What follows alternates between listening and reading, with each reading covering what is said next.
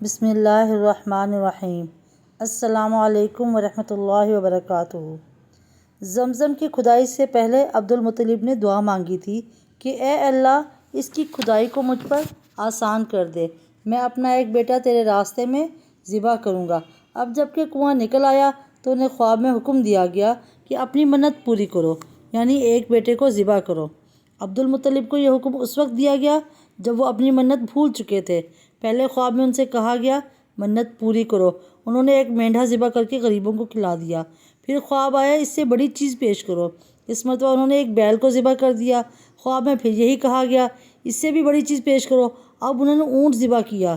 پھر خواب آیا کہ اس سے بھی بڑی چیز پیش کرو، انہوں نے پوچھا اس سے بڑی چیز کیا ہے؟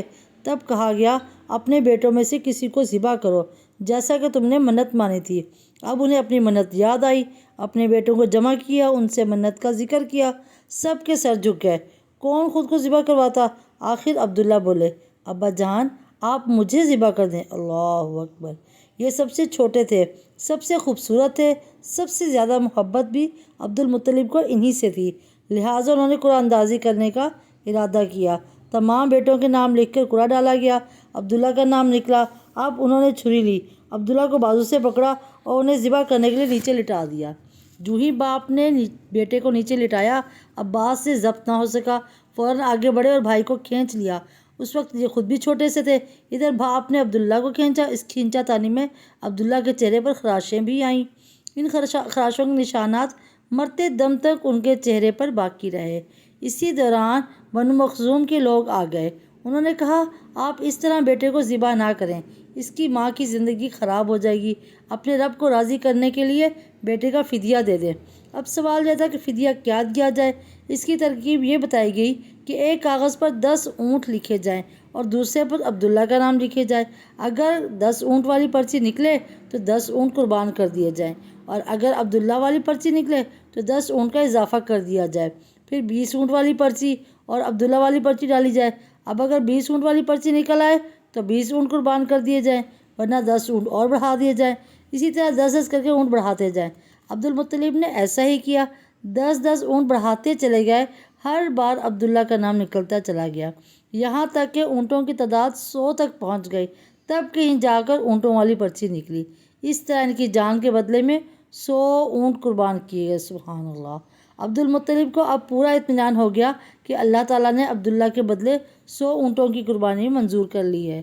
انہوں نے کعبے کے پاس 100 اونٹ قربان کیے اور کسی کو کھانے سے نہ روکا، سب انسانوں، جانوروں اور پرندوں کو کھانے کو دیا۔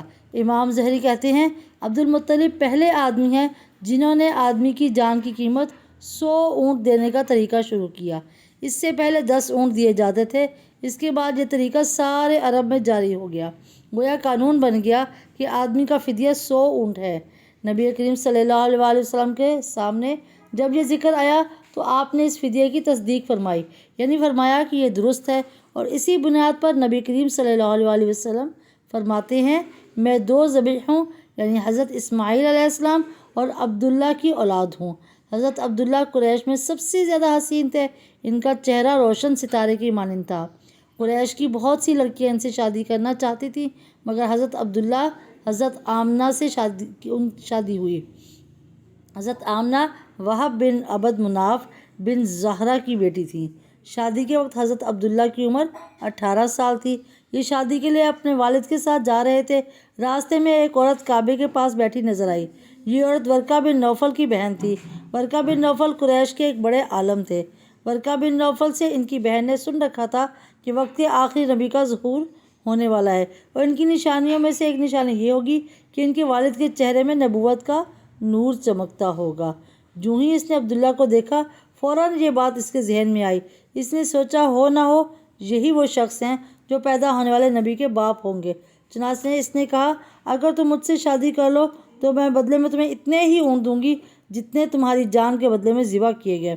اس پر انہوں نے جواب دیا میں اپنے باپ کے ساتھ ہوں، ان کی مرضی کے خلاف کچھ نہیں کر سکتا، نہ ان سے الگ ہو سکتا ہوں، اور میرے والد باعزت آدمی ہیں، اپنی قوم کے سردار ہیں۔ بہرحال ان کی شادی حضرت آمنہ سے ہو گئی۔ آپ قریش کی عورتوں میں نسب اور مقام کے اعتبار سے افضل تھیں۔ حضرت آمنہ حضرت عبداللہ کے گھر آ گئیں۔ آپ فرماتی ہیں جب میں ماں بننے والی ہوئی تو میرے پاس ایک شخص آیا، یعنی ایک فرشتہ انسانی شکل میں آیا۔ اس وقت میں جاگنے اور سونے کی درمیانی حالت میں تھی۔ عام طور پر اس حالت کو غنودگی کہا جاتا ہے۔ اس نے مجھ سے کہا، کیا تمہیں معلوم ہے تم اس امت کے سردار اور نبی کی ماں بننے والی ہو؟ اس کے بعد وہ پھر اس وقت آیا جب نبی صلی اللہ علیہ وسلم پیدا ہونے والے تھے۔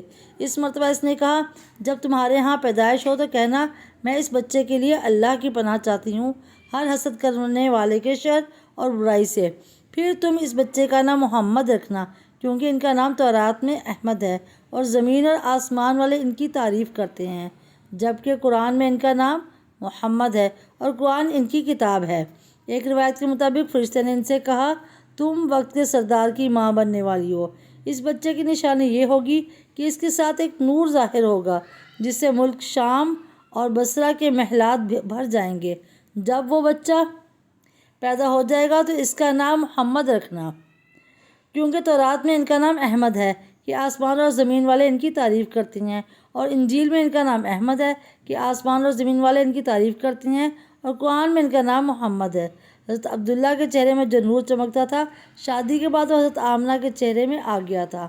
امام ظاہری فرماتے ہیں، حاکم نے یہ روایت بیان کی ہے اور اس کو صحیح قرار دیا ہے کہ صحابہ رضی اللہ عنہم اجمعین نے حضور نبی کریم صلی اللہ علیہ وسلم سے عرض کیا، اے اللہ کے رسول، ہمیں اپنے بارے میں کچھ بتائیے۔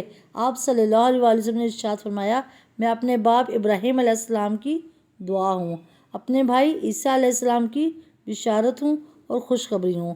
جب میں اپنی والدہ کی شکم میں آیا تو انہوں نے دیکھا گویا ان سے ایک نور ظاہر ہوا ہے جس سے ملک شام میں بصرہ کے محلات روشن ہو گئے۔ حضرت آمنہ نے حضرت حلیمہ سعدیہ رضی اللہ تعالیٰ عنہ سے فرمایا تھا، میرے اس بچے کی شان نرالی ہے، یہ میرے پیٹ میں تھے تو مجھے کوئی بوجھ اور تھکن محسوس نہیں ہوئی۔ حضرت عیسیٰ علیہ السلام وہ آخری پیغمبر ہیں جنہوں نے آپ صلی اللہ علیہ وسلم کی آمد کی خوشخبری سنائی۔ اس بشارت کا ذکر قرآن میں بھی ہے۔ سورہ صف میں اللہ تعالیٰ فرماتے ہیں، اور اس وقت وہ وقت بھی قابل ذکر ہے جبکہ عیسیٰ ابن مریم نے فرمایا کہ اے بنی اسرائیل، میں تمہارے پاس اللہ کا بھیجا ہوا آیا ہوں کہ مجھ سے پہلے جو تورات آ چکی ہے میں اس کی تصدیق کرنے والا ہوں، اور میرے بعد جو ایک رسول آنے والا ہے ان کا نام مبارک احمد ہوگا، میں ان کی بشارت دینے والا ہوں۔ اب چونکہ حضرت عیسیٰ علیہ السلام یہ بشارت سنا چکے تھے، اس لیے ہر دور کے لوگ آپ صلی اللہ علیہ وسلم کی آمد کا بے چینی سے انتظار کر رہے تھے۔ ادھر آپ کی پیدائش سے پہلے ہی حضرت عبداللہ انتقال کر گئے۔ سابقہ کتب میں آپ کی نبوت کی ایک علامت یہ بھی بتائی گئی ہے کہ آپ کے والد کا انتقال آپ کی ولادت سے پہلے ہو جائے گا۔ حضرت عبداللہ ایک تجارتی قافلے کے ساتھ تجارت کے لیے گئے تھے، اسی دوران بیمار ہو گئے اور کمزور ہو کر واپس لوٹے۔ قافلہ مدینہ منورہ سے گزرا تو حضرت عبداللہ اپنے ننھیال یعنی بنو نجار کے ہاں ٹھہرے۔ ان کی والدہ بنو نجار سے تھیں۔ حضرت عبداللہ اس جگہ 1 ماہ تک بیمار رہے اور انتقال کر گئے، انہیں یہیں دفن کر دیا گیا۔ تجارتی قافلہ جب حضرت عبداللہ کے بغیر مکہ مکرمہ پہنچا اور عبداللہ کو پتہ چلا کہ ان کے بیٹے عبداللہ بیمار ہو گئے ہیں اور مدینہ منورہ میں اپنی ننھیال میں ہیں، تو انہیں لانے کے لیے عبد المطلب نے اپنے بیٹے زبیر کو بھیجا۔ جب یہ وہاں پہنچے تو عبداللہ کا انتقال ہو چکا تھا۔ مطلب یہ کہ آپ صلی اللہ علیہ وسلم اس دنیا میں اپنے والد کی وفات کے چند ماہ بعد تشریف لائے۔